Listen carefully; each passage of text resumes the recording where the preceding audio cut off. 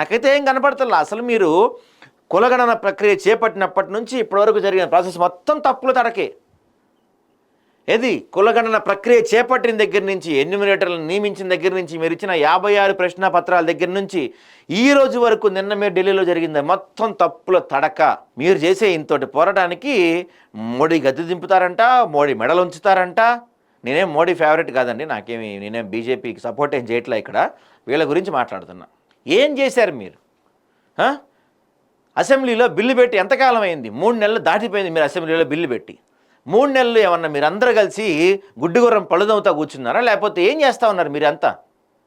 3 నెలలు సైలెంట్గా కూర్చొని ఈరోజు మీకు కోర్టు ఆర్డర్ ఇచ్చిన తర్వాత, అది కూడా అయిపోయిన తర్వాత, కోర్టు జూలై 28కో 29లోపో రిజర్వేషన్ల లెక్క తేల్చండి అని చెప్పి ఆ డెడ్ లైన్ కూడా అయిపోయిన తర్వాత, ఇప్పుడు మీరు హడావిడిగా ఢిల్లీ వెళ్ళి ట్రైన్ వేసుకొని వెళ్ళి, అది కూడా మళ్ళీ ట్రైన్లో ఢిల్లీ వెళ్ళి మీరు అక్కడ ఒక 10 మంది కూర్చొని మీరు మాట్లాడితే ఏంటి ఉపయోగం?